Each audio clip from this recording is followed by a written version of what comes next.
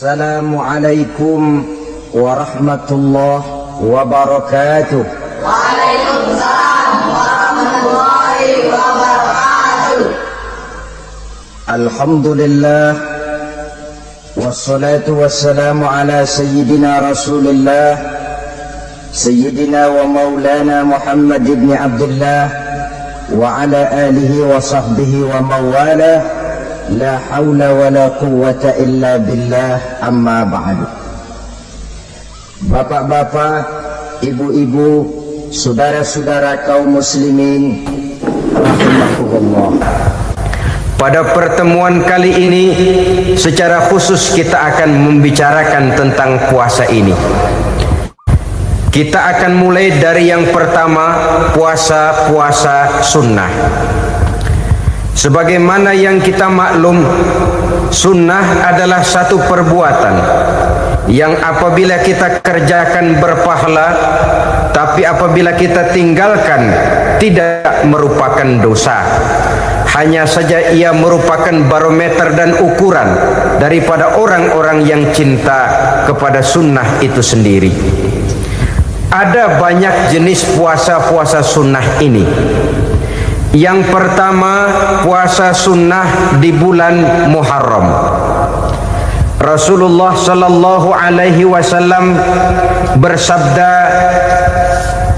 "Afdhalus siyami ba'da Ramadan syahrullahil Muharram wa afdhalus salati ba'dal fardhah salatul lail." Diriwayatkan oleh Muslim dari Abi Hurairah. Puasa yang paling utama sesudah puasa Ramadan tidak lain adalah puasa di bulan Muharram, dan solat yang paling afdol sesudah solat yang wajib adalah solat pada sepertiga malam yang akhir. Puasa di bulan Muharram merupakan puasa sunnah dan mempunyai nilai yang sangat besar dalam pandangan Allah Subhanahu wa ta'ala. Buat mereka yang mampu melaksanakan puasa sunnah di bulan Muharram ini, boleh melaksanakannya selama 10 hari. Hari yang pertama boleh juga 3 hari saja, atau setidak-tidaknya 1 hari daripada bulan Muharram. Yang kedua, puasa 10 hari daripada bulan Zulhijjah. Karena bulan Zulhijjah ini memang termasuk bulan yang dimuliakan oleh Allah Subhanahu wa ta'ala. Pertama, di sana ada hari Tarwiyah, ada hari Arafah, ada hari kurban, ada talbiyah, ada pelaksanaan haji dengan segala manasiknya. Maka puasa sunnah di bulan Zulhijjah merupakan amalan yang sangat utama dan besar pahalanya dalam pandangan Allah Azza wa Jalla.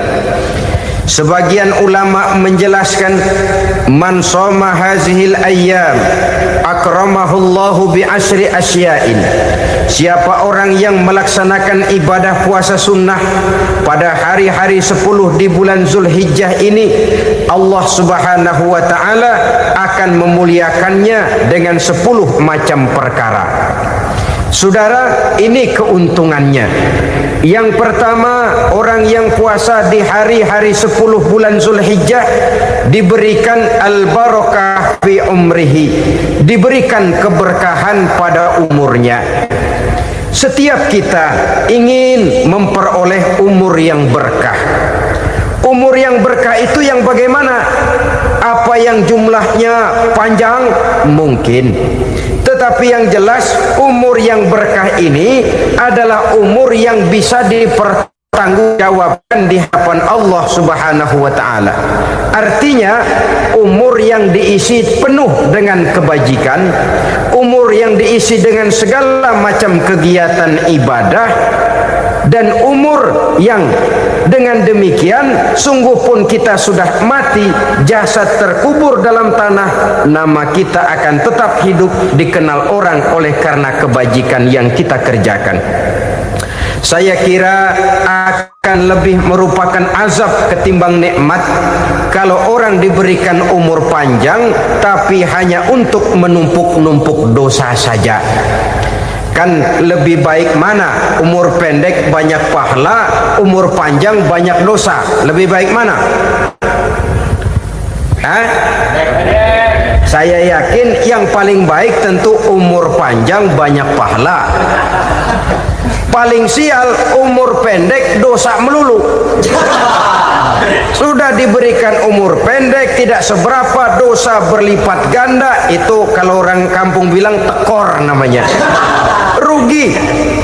Umur pendek hanya untuk menumpuk-numpuk dosa. Boleh jadi kalau umat-umat zaman dulu, saudara, mereka diberikan umur panjang. Nabi Adam, kita tahu Nabi Adam itu 2000 tahun umurnya. Nabi Nuh 950 tahun. Umatnya ya rata-rata segitu itu. Nah, kalau mereka misalnya punya umur 800 tahun, lalu 200 tahun mereka melakukan dosa, kan masih punya restan 600 tahun untuk taubat. Karena umurnya diberikan jatah panjang. Kita ini oleh Allah Subhanahu wa taala, umat Nabi Muhammad ini umurnya pendek-pendek. Kalau nyontoh Nabi 63 tahun saja. Kalau diberikan 70 tahun umur kita sekarang, itu sudah dapat jatah lebih 7 tahun.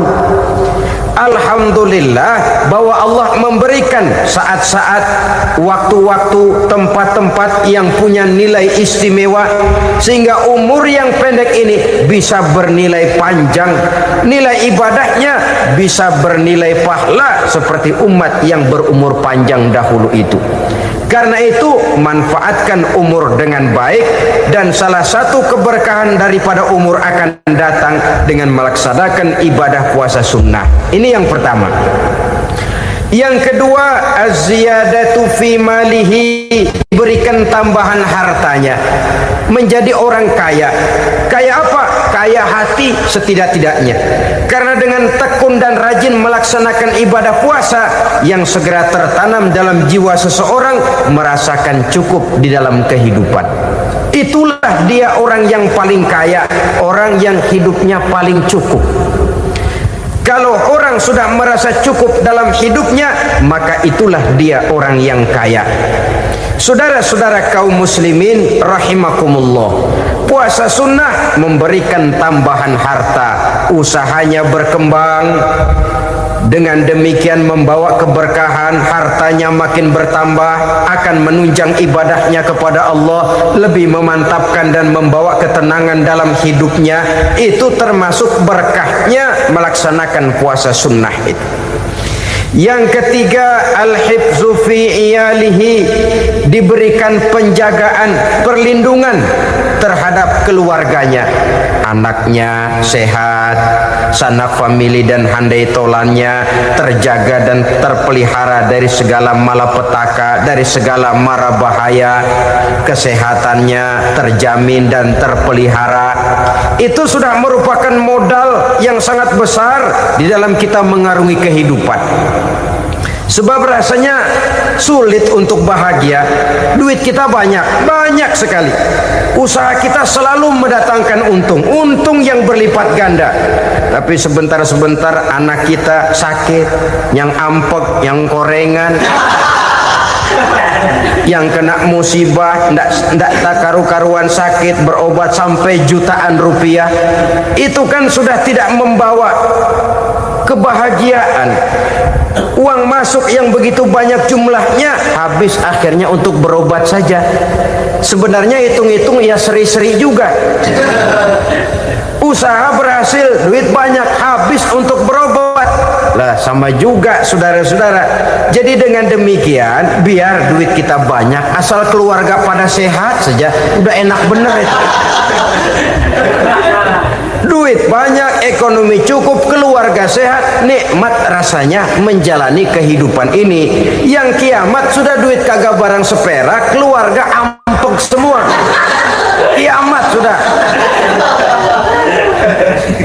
Saudara hadirin yang saya hormati, Jadi yang ketiga, Allah memberikan pemeliharaan terhadap keluarganya. Satu kali orang dipelihara Allah, tidak satu kekuatan pun yang bisa mencelakakan. Satu kali orang disengsarakan Allah, tidak satu tenaga pun yang mampu menyelamatkannya. Itulah sebabnya perlindungan Allah, pemeliharaan Allah terhadap diri dan keluarga sangat kita perlukan di dalam kehidupan ini.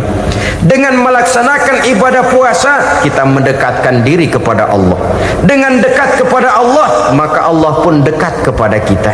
Sehingga dalam hadis qudsi dikatakan, ta'arraf ilallahi firraha ya'rifka fi syiddah. Ingatlah kepada Allah di waktu kamu senang, agar Allah ingat kepada kamu di waktu kamu susah. Yang kita laksanakan kadang-kadang sebaliknya. Waktu susah kita ingat Allah, waktu senang kita lupa Allah. Akhirnya nanti pada waktu kita melarat, kebelangsak, susah dan sebagainya, pertolongan tidak akan datang kepada kita. Benar, ta'arraf ilallah firraha ya'rifka fi syiddah. Ingatlah kepada Allah di waktu kamu susah, ingatlah kepada Allah di waktu kamu senang, agar Allah ingat kepadamu di waktu kamu mendapat kesusahan. Umumnya watak manusia memang kalau sudah dapat susah, ingat kepada Allah. Waktu duduk, waktu berbaring, sambil tidur, dalam segala keadaan Allah disebutnya, Allah dimintakan pertolongannya.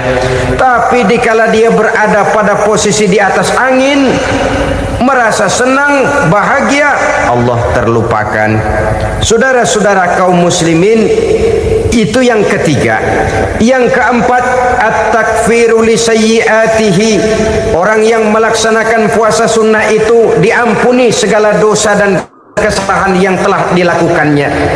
Dan yang kelima, at-tad'ifu li hasanatihi, diberikan balasan yang berlipat ganda dari segala kebaikan yang dikerjakannya. Satu berbalas 7, 7 bisa berbalas 10, 10 masih berbalas 100, masih ditambah dengan wallahu yudha'ifu liman yasha. Allah melipat gandakan pahala orang-orang yang dikehendakinya. Maka carilah satu kebaikan yang apabila kita kerjakan, dosa akan dihapus dan nilai pahalanya menjadi berlipat ganda. Satu kali kita bekerja, 2-3 bisa kita raih dan kita jangkau. Yang keenam, orang yang melaksanakan puasa sunnah di bulan Zulhijjah, at-tashil li sakarati mautihi, diberikan kemudahan pada saat menghadapi sakaratul maut.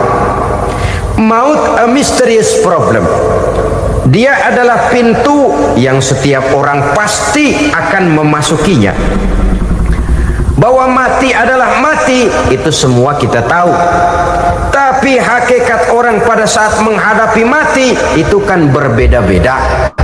Ada yang matinya itu gampang sekali, persis orang tidur saja, tidak nampak gelisah, tidak bikin susah yang hidup, tidak gelimpangan di tempat tidur, persis seperti orang mau tidur saja. Ada yang sulit sekali menghadapi sakaratul maut, gelimpangan di tempat tidur, bikin bingung orang yang nunggu. Kadang-kadang seperti kerbau digorok lehernya. Saudara-saudara, sulit menghadapi sakaratul maut. Oleh karena itu Rasulullah sallallahu alaihi wasallam sering beliau itu kalau berdoa membaca Allahumma hawin alayya fi sakaratil maut. Ya Allah, mudahkan saya di dalam menghadapi sakaratul maut. Rasulullah saja, saudara, orang yang ibadahnya paling banyak, orang yang hatinya paling bersih, orang yang akhlaknya paling luhur, masih berdoa semacam ini, mohon dimudahkan oleh Allah agar mudah menghadapi sakaratul maut. Apalagi kita, terus terang kita ini paling-paling kelas mukhtalid, bangsa sama pahala mau sama dosa doyan. lebih perlu lagi menghadapi sakaratul maut, sehingga apabila malaikat maut datang menjemput nyawa kita, dimudahkan, jangan dibikin sulit, supaya mudah. Jadilah orang baik-baik. Biasanya kalau banyak yang mati, malaikat maut juga kali main-mainin dulu tuh orang, kutak-katik, ditakut-takutin dan segala macam. Saudara hadirin yang saya hormati, maka menghadapi sakaratul maut ini merupakan kunci. Apakah seseorang bisa husnul khatimah atau bisa su'ul khatimah? Salah satu jalan untuk memudahkan diri menghadapi sakaratul maut, melaksanakan puasa sunnah di bulan Zulhijjah ini. Yang ketujuh, ad-diya'u li zulumati qabrihi, diberikan terang di alam kuburnya. Kubur, saudara tahu, saudara tentu sering lihat orang dimasukkan ke liang lahat, ditutup dengan papan, dinding ari kata kita di kampung, lalu diuruk lagi dengan tanah. Dalamnya liang lahat, gelapnya liang lahat, gelapnya diuruk dengan tanah, gelapnya di dalam kubur, tiga gelap yang menjadi satu. Bapak moyangnya gelap.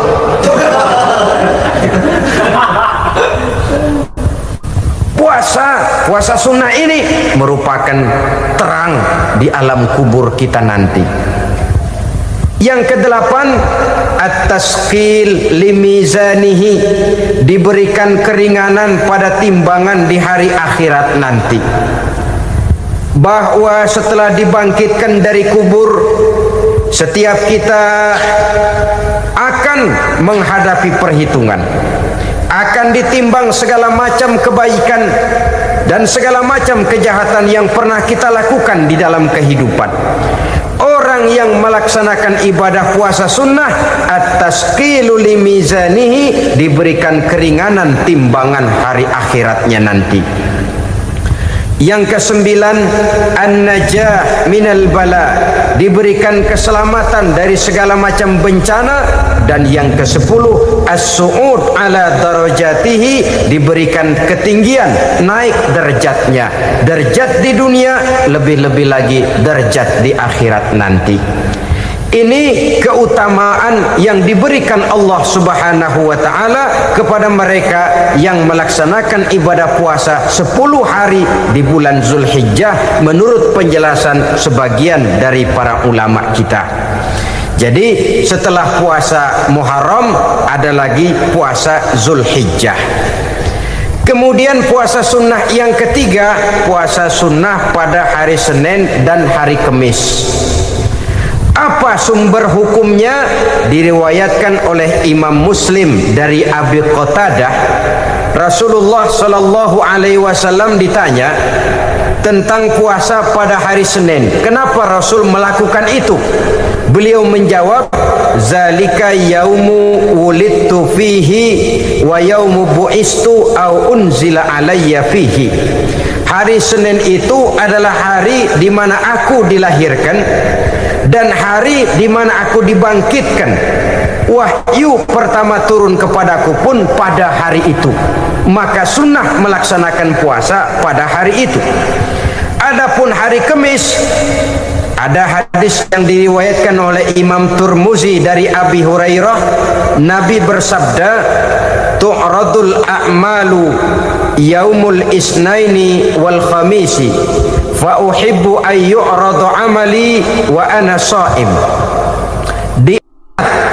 Disetor amal setiap manusia pada hari Senin dan pada hari Kamis. Maka aku ingin, kata Nabi, agar pada saat amalku disetor itu aku sedang puasa.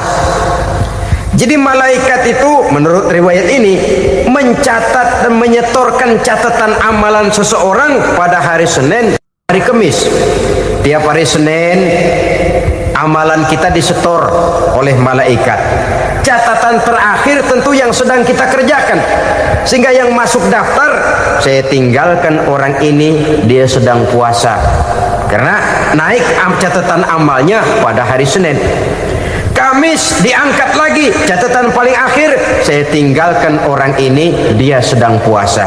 Itu makna fa uhibbu ayyurada amali wa ana shaim. Aku senang kalau pada saat amalku disetor, catatan paling akhir aku lagi puasa. Satu keistimewaan. Alangkah celaka tiap amalan disetor kita sedang berbuat jahat.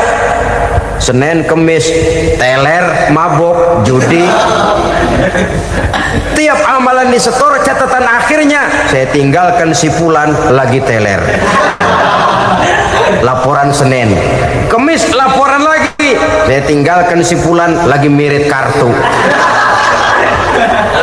Saudara hadirin yang saya muliakan, alangkah jeleknya catatan kita.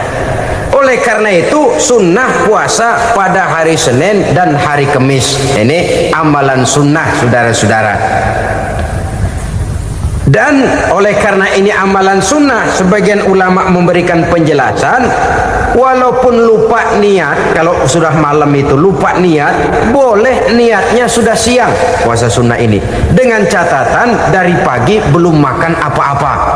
Malam saudara lupa, tahu-tahu ingat ini hari Senin, dah jam 10, niatlah jam 10 itu sah puasanya, asal dari pagi belum makan apa-apa.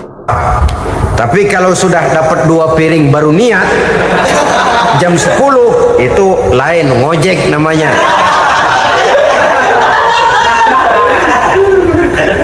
Jadi puasa sunnah yang ketiga, puasa pada hari Senin dan hari Kamis. Yang keempat, puasa jenis sunnah yang keempat, puasa 6 hari di bulan Syawal. Diriwayatkan oleh Imam Muslim dari Abi Ayyub bahwa Nabi bersabda, "Man shoma Ramadhana summa atba'ahu sittan min Syawal kana kasiyamid dahri." Barang siapa yang berpuasa di bulan Ramadan, kemudian diikutinya dengan 6 hari di bulan Syawal, maka dia seolah-olah seperti orang yang berpuasa 1 abad lamanya. Allahu Akbar. Demikian besar keuntungannya. 6 hari di bulan Syawal sama dengan orang yang berpuasa 1 abad lamanya. Ini fadailul a'mal, saudara-saudara. Jangan diartikan karena menang sudah puasa 6 hari bulan Syawal, Ramadan tahun depannya lantas nggak puasa. Kenapa? Ukurannya sudah 1 abad. Bukan itu pengertiannya. Ini mendorong orang memberikan ganjaran pahala yang sedemikian besar. 6 hari setelah Ramadan, artinya di bulan Syawal, tidak pada hari pertama Syawal karena haram hukumnya berpuasa pada hari fitri itu. 6 hari di bulan Syawal, tinggal lihat yang mampunya saja, boleh berurutan, boleh tidak berselang-seling, boleh, asal saja jumlahnya 6 hari selama masih bulan Syawal itu. Hari ini 3 hari lagi, 4 hari lagi, diselang-seling atau berurutan, itu juga lebih baik.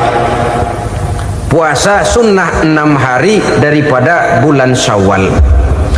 Kemudian yang kelima, puasa sunnah 3 hari pada setiap bulan.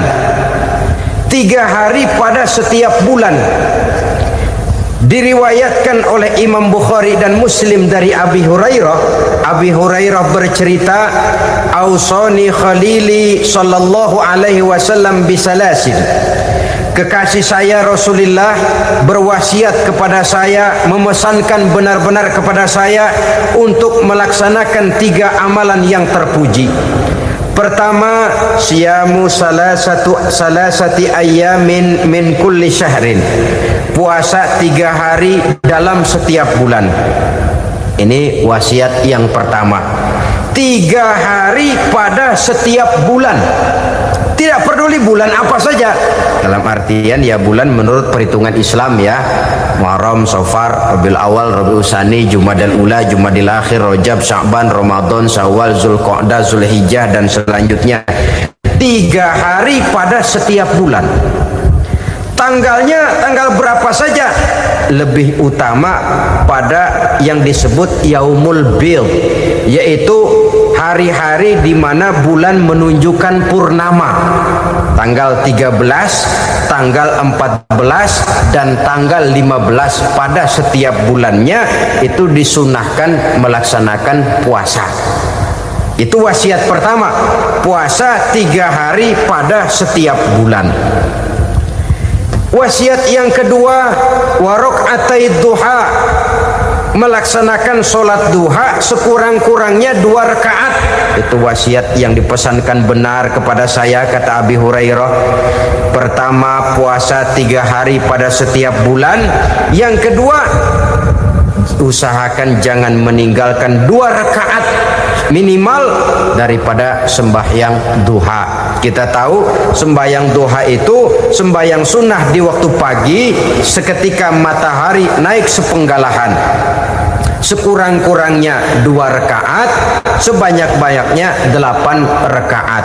Di antara fadilah atau keutamaan daripada sholat duha ini yaitu menyangkut masalah rezeki dan usaha. Kemudian wasiat yang ketiga, wa an utira qabla an anama. Beliau sangat berwasiat kepada saya untuk sholat witir sebelum tidur. Artinya sholat malam sebagai amalan sunnah di dalam kehidupan kita. Jadi saudara-saudara, dalam hidup ini kita akan selalu berbentur dengan keperluan. Kalau pada satu saat kita sudah sampai kepada tahap berpikir ini keperluan saya, tentu hal-hal semacam ini akan kita kerjakan. Kita belum tergerak melaksanakan ini semua oleh karena barangkali kita merasa belum memerlukannya. Karena itu, marilah kita berusaha di samping melaksanakan puasa yang wajib, juga melaksanakan puasa yang sunnah di dalam kehidupan kita. Ini jenis puasa-puasa yang sunnah. Kemudian yang kedua, ada macam puasa yang disebut puasa nazar. Hukum pelaksanaannya wajib apabila nazarnya sudah terwujud. Puasa nazar, puasa yang dikaitkan dengan suatu persoalan. Umpamanya, kalau saya lulus ujian, saya akan puasa 1 minggu lamanya. Begitu ujiannya ternyata lulus, dia wajib bayar nazarnya. Puasa 7 hari, tidak lagi sunnah tapi wajib karena dia nazarkan. Asal saja tidak sah nazar kepada yang makruh, apalagi kepada yang haram. Umpamanya nazar, kalau tembus 6 nomor mau puasa 3 hari. Itu nazar semacam itu bukan saja tidak sah tapi haram hukumnya. Tidak boleh nazar kepada yang makruh apalagi kepada yang haram. Jadi apabila maksud yang sudah kita niatkan tercapai, wajiblah nazar itu dibayar, yaitu kalau nazarnya sunnah melaksanakan ibadah puasa.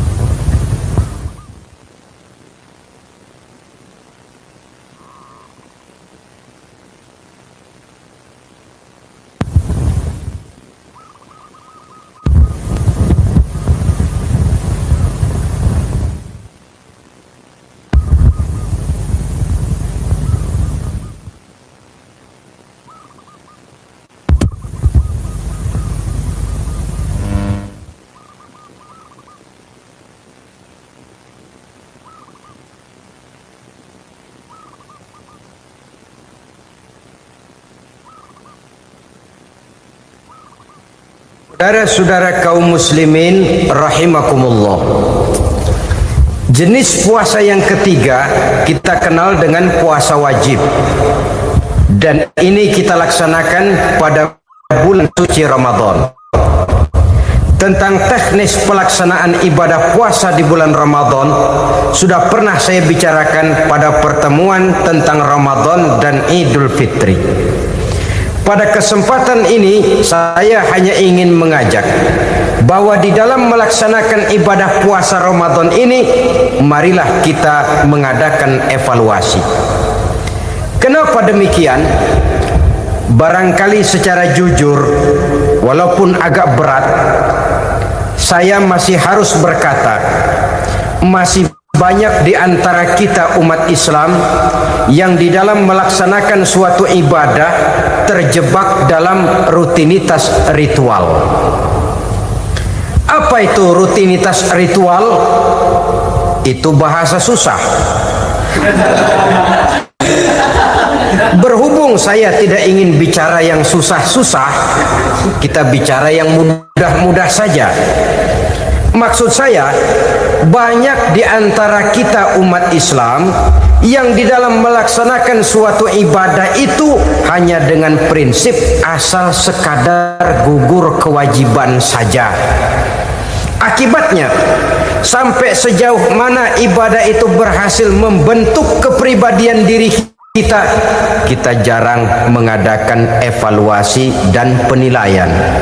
Solat yang penting gugur kewajiban, puasa yang penting sudah gugur kewajiban, haji yang penting sudah gugur kewajiban.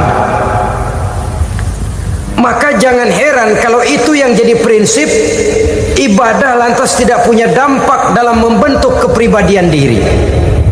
Banyak orang yang rajin sholat tapi munkarnya jalan terus. Sampai kadang-kadang kita bingung, yang sembahyang dia, yang nyolong dia. Puasanya kelihatannya tekun tapi tidak punya kepekaan sosial. Sama yatim piatu bersifat masa bodoh, sama fakir miskin malah gemes. Tidak lantas tumbuh kepekaan sosial walaupun dia sudah ikut merasakan tidak enaknya lapar dan haus. Ada juga yang sudah haji 4-5 kali mondar-mandir Jakarta Mekah, tapi gaya hidupnya tetap seperti katak di kolong tempurung, picik, sempit pandangan, dangkal hati, tidak terbuka walaupun sudah melihat Islam dalam skala internasional. Yang dia lihat, yang dia saksikan, yang dia pandang tidak sanggup menggugah dan mengubah jiwanya, tidak bisa mewarnai pandangan hidupnya. Inilah akibatnya kalau ibadah hanya dikerjakan dengan prinsip asal sekadar gugur kewajiban. Hasilnya yaitu tadi, hajinya cuma menang topi putih sama serban. Sholatnya cuma prinsip asal gugur kewajiban. Begitu juga puasanya, begitu juga zakatnya dan ibadah-ibadah lainnya. Bukan tanpa satu maksud. Jikalau Allah Subhanahu wa Ta'ala memerintahkan kita melaksanakan ibadah puasa di bulan suci Ramadan, bahkan maksud itu sangat pada penghujung ayat yang memerintahkan kita puasa. Ya ayyuhalladzina amanu kutiba alaikumus syiyam kama kutiba alal ladzina min qablikum la'allakum tattaqun. Orang yang beriman diwajibkan atas kamu berpuasa, telah diwajibkan juga kepada orang-orang yang sebelum kamu, la'allakum tattaqun, agar kamu dengan puasa itu menjadi manusia yang bertakwa kepada Allah Subhanahu wa Ta'ala. Dengan kata lain, berhasil atau tidak puasa Ramadan kita ini akan nampak takwa kita meningkat atau tidak setelah kita melaksanakan ibadah puasa. Sehingga kalau orang mengatakan Ramadan itu merupakan month of training, bulan latihan, keluar latihan tentu harus semakin naik dan baik gaya kehidupan kita. Jadi tujuan utama daripada pelaksanaan ibadah puasa adalah untuk membentuk manusia yang bertakwa. Nah, takwa itu kata Imam Qusairi hurufnya ada 4. Ta, qaf, wawu, ya. Masing-masing huruf ini simbol dari pribadi orang yang bertakwa, dibina dan dibentuk oleh pelaksanaan puasanya. Mari kita lihat. Huruf ta adalah lambang dari sifat tawadhu, rendah hati. Orang yang bertakwa, orang yang tidak mempunyai sifat sombong. Puasa menanamkan kita kesadaran terhadap kelemahan, terhadap keterbatasan, terhadap segala ketidakmampuan yang kita miliki. Ya Allah, baru sehari nggak kena makan, nggak kena minum, sudah begini lemesnya. Puasa memang kalau pagi orang masih sehat, masih terdorong oleh sahur, siang masih lumayan, tapi zuhur ke atas biasanya mulai sikap lemah manusiawi, keterbatasan kekuatan biologis itu mulai nampak. Dari sini tanam satu kesadaran, kalau begitu apa yang mau disembuhkan di hadapan Allah? Kaya, siapa sih orang paling kaya? Ilmu, siapa sih orang paling pintar? Pangkat, siapa sih orang paling tinggi jabatannya? Dari sifat semacam ini lahir introspeksi, rasa mawas diri, timbul sifat tawaduknya, rendah hatinya, tidak melonjak menjadi angku dan sombong lantaran sedikit kemampuan dan kekuatan yang dimilikinya. Lalu untuk sikap yang lebih jauh, terwujudlah, terbentuklah apa yang dinamakan stabilitas temperatur batin. Orang tetap konstan menjaga nilai-nilai idealisme yang pernah dimilikinya. Dia mulai dengan adil, dia berjalan tetap dengan keadilan, dan dia berakhir juga tetap dalam keadilan. Jangan mulainya adil, tengahnya setengah adil, di akhirnya malah zolim sama sekali. Ini tidak punya stabilitas temperatur batin. Kan banyak orang begitu toh. Mulanya benar, belakangan mau benar sendiri. Mulanya sudah rela berkorban buat kepentingan orang banyak, belakangan malah selalu mengorbankan kepentingan orang banyak. Waktu di bawah rajin baca ayat kursi, dapat kursi lupa ayat. Stabilitas temperatur batin, tertipu oleh perasaan seolah-olah situasi dan kondisi sudah serba memungkinkan, sudah serba menguntungkan.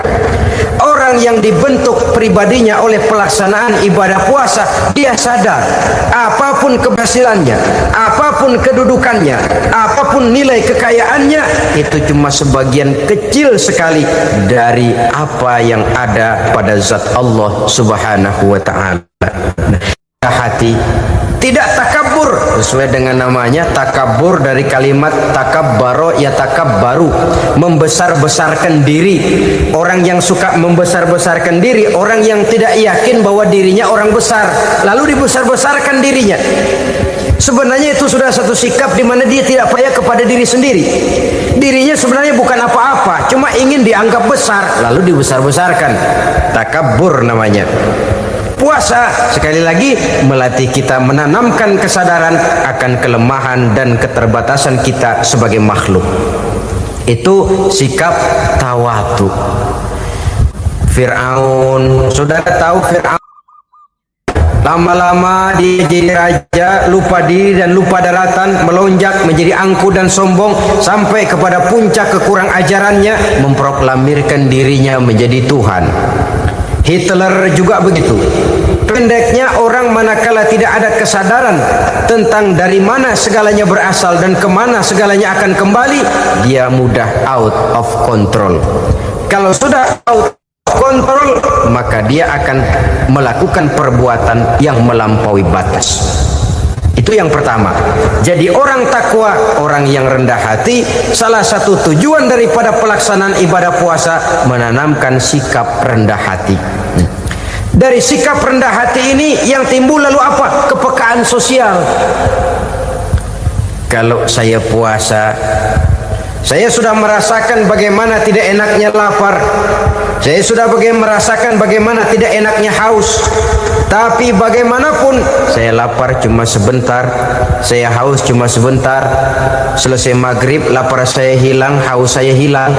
Bagaimana yatim piatu, orang-orang tua jompo yang perlu santunan, orang-orang miskin yang terkapar di kolong-kolong jembatan.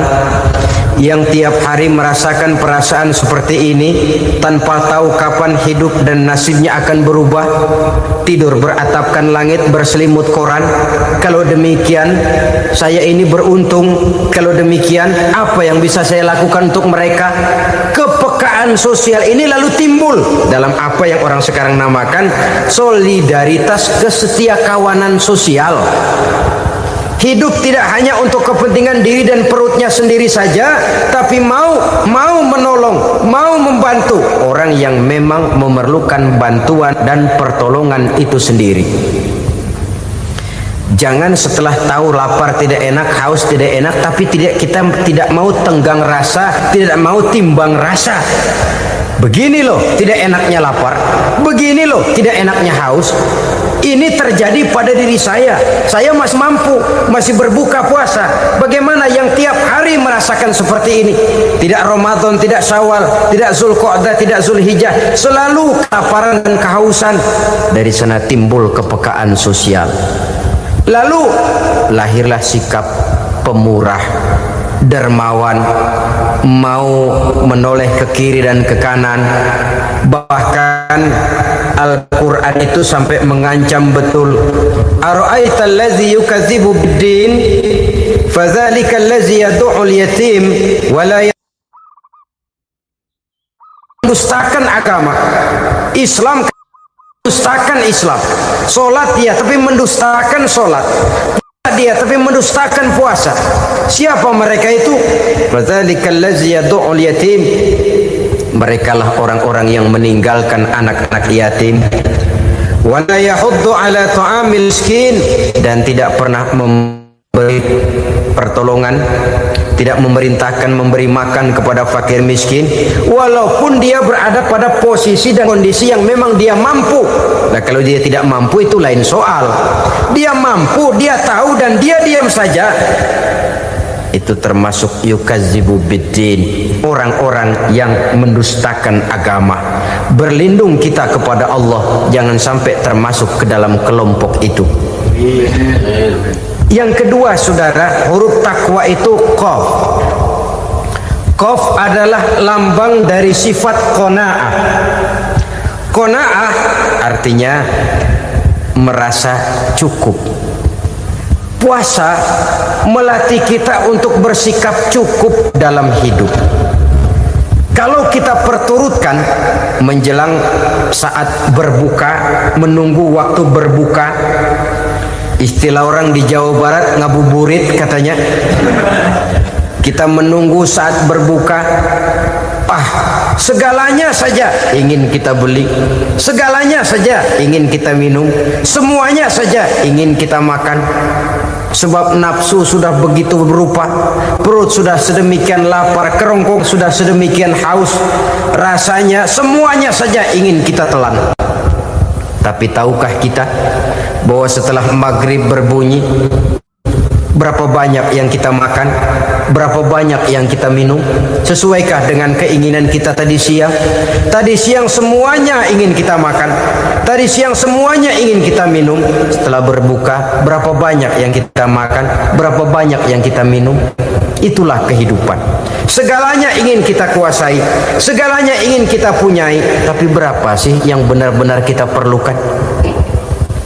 Maka orang kaya adalah orang yang hidupnya cukup. Orang miskin hakikat yang selalu merasa kurang. Bagaimanapun besar rumah, banyak uang kita, berpuluh kendaraan kita, kalau hidup selalu merasa kurang, itu artinya kita masih miskin. Maka jikalau ingin menjadi orang kaya, kuncinya hakikatnya cuma satu, hati kita merasa cukup dengan yang diberikan Allah, bersyukur atas segala nikmatnya, dan dengan syukur itu, nikmat itu akan ditambah oleh Allah Subhanahu wa ta'ala. Puasa menimbulkan sifat qanaah, dan qanaah adalah watak daripada orang-orang yang bertakwa kepada Allah Subhanahu wa ta'ala. Seperti orang minum air laut, makin diminum makin haus, makin diminum makin kering tenggorokan. Begitulah orang berhadapan dengan materi. Tadinya dia akan senang kalau dia merasa punya tanah ratusan hektar. Sudah ratusan hektar, tidak cukup ngelamun lagi, alangkah nikmatnya kalau bisa beli gunung. Gunung dibeli. Sudah punya gunung, lihat laut. Aduh, kalau laut juga bisa dibeli, beli lagi laut. Sudah punya laut, lihat ke atas langit, ada yang jual apa enggak ya?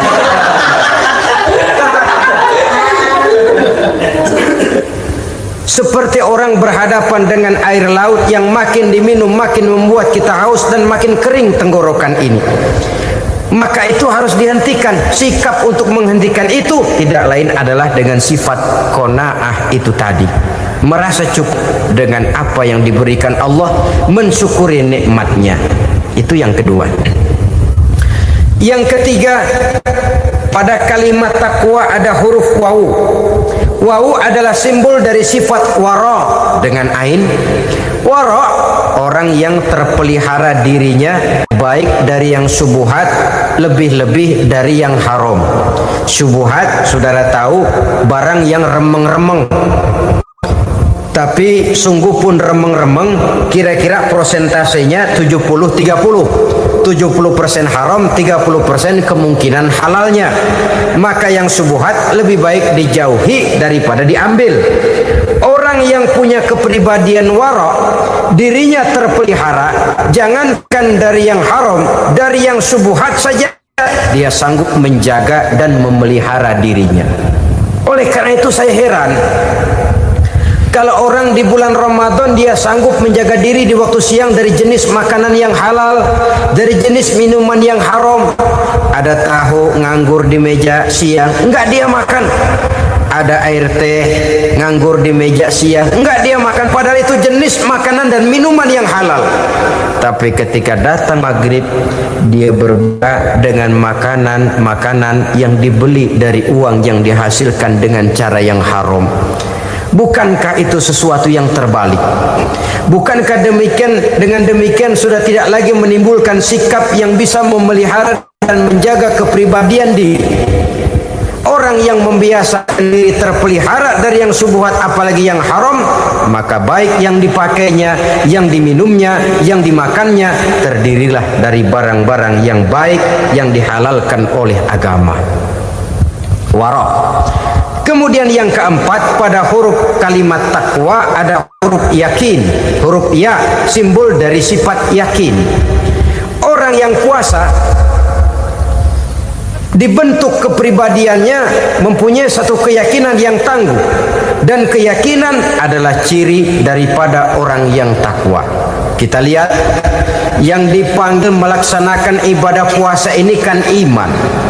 Karena memang sulit untuk melaksanakan puasa kalau tidak iman yang jadi dasar.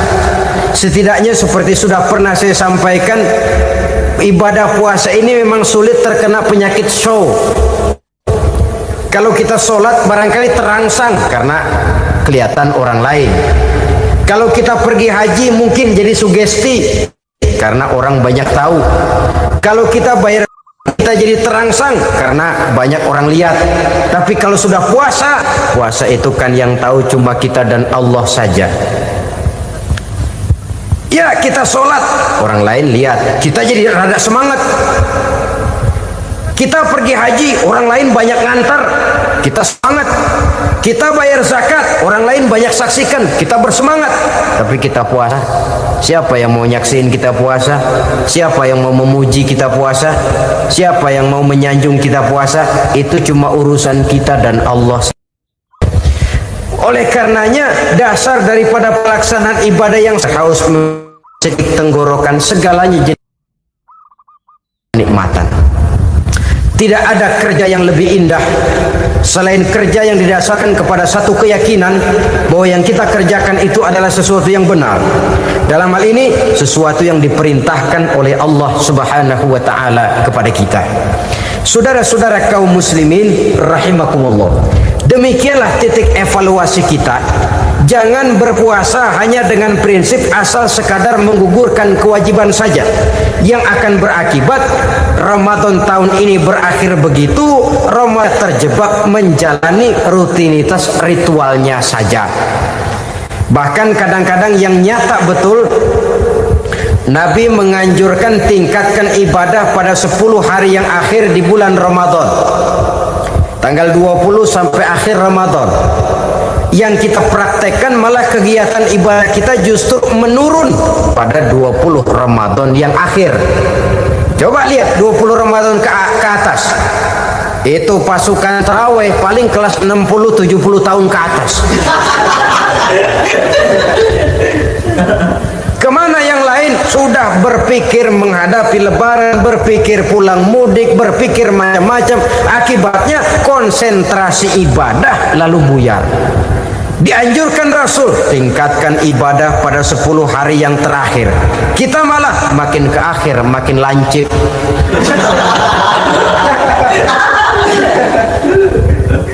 Saudara-saudara kaum muslimin rahimakumullah, kita terjebak oleh sesuatu yang sementara, oleh sesuatu yang bersifat kulit, lalu meninggalkan isinya.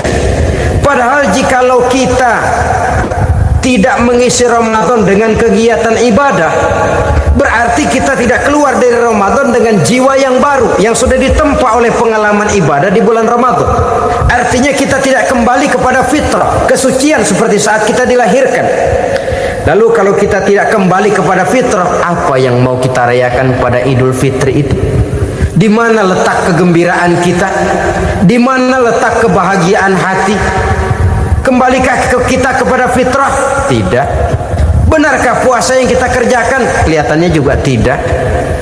Adakah dampak dari pelaksanaan ibadah dalam pribadi kita? Tidak. Kadang-kadang Ramadan selesai malah teriak merdeka.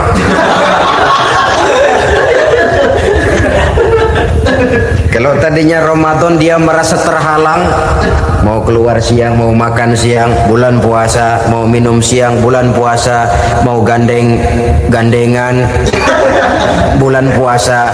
Ramadan selesai, kibarin bendera, teriak merdeka. Lalu kembali merajalela. Saudara-saudara, dampaknya tidak akan kelihatan. Padahal puasa yang baik, la'allakum tattaqun, membentuk manusia yang bertakwa kepada Allah Azza wa Jalla. Nah, sekarang apa kemudahan dan keistimewaan yang akan diberikan Allah kepada mereka yang sampai kepada tingkat takwa ini? Al-Quran menjelaskan, pertama, may yattaqillaha yaj'al lahu makhraja. Barang siapa yang bertakwa kepada Allah Subhanahu wa taala, maka dia akan diberikan makhraja. Makhraja itu jalan keluar dari segala macam kesulitan. Jalan keluarnya ada saja. Menurut ukuran kemampuan dia tidak mungkin, mustahil, tidak bisa, mana mungkin. Tapi pada waktunya ada saja jalan keluarnya. Termasuk jenis yang yaj'allahu makhraja. Orang yang bertakwa kepada Allah selalu diberikan jalan keluar dari segala kesulitan yang dihadapinya. Siapa sih orangnya yang tidak pernah sulit dalam hidup ini? Siapa orang yang tidak pernah mengalami kesulitan?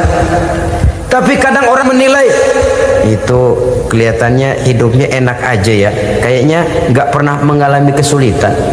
Sebenarnya bukan tidak pernah mengalami kesulitan, Allah selalu memberikan jalan keluar dari segala kesulitan yang dihadapinya. Nah, kalau Allah yang memberikan jalan keluar, tentu sangat mudah sekali. Orang yang bertakwa diberikan jalan keluar dari segala macam kesulitan. Satu. Yang kedua, wa yarzuqhu min haitsu la yahtasib. Dia akan diberikan rezeki oleh Allah dengan jalan yang tidak disangka-sangka. Rezekinya datang dengan cara yang tidak disangka-sangka. Gajinya mungkin kecil, tapi penghasilannya gede. Kan itu yang penting. Gaji dan penghasilan kan lain tuh. Boleh jadi gaji kecil, asal penghasilan gede, kan nikmat hidup itu. Nah, penghasilan ini ada yang bisa kita perkirakan. Bisa kita perkirakan. Misalnya gaji itu tadi. Kalau saya kerja, gaji saya begini. Ada rezeki yang masuk min tidak kita sangka-sangka, tidak kita duga-duga, tahu-tahu ada ada saja rezeki.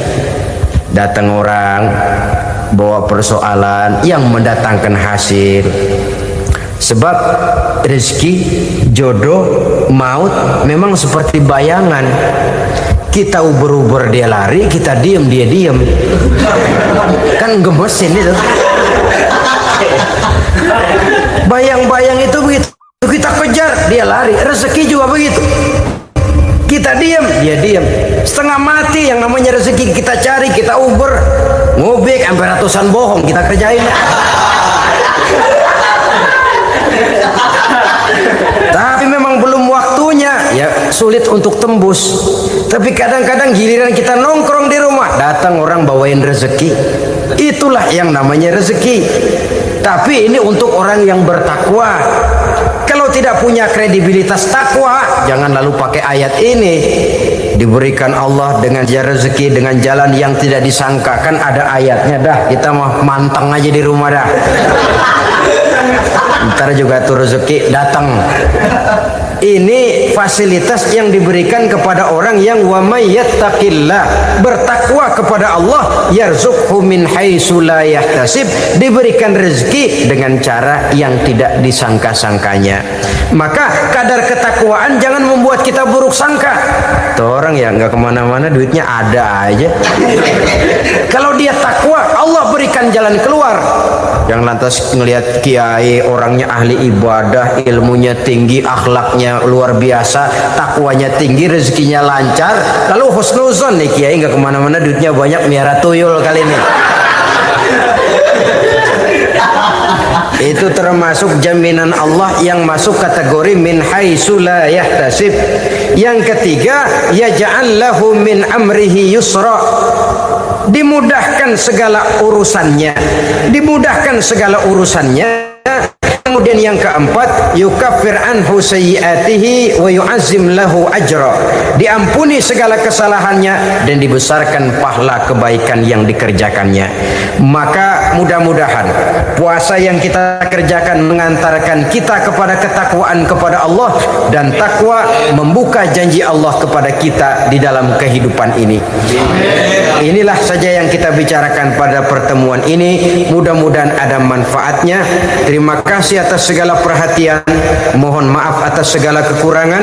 Usikum wa nafsi bitaqwallah. Wassalamualaikum warahmatullahi wabarakatuh.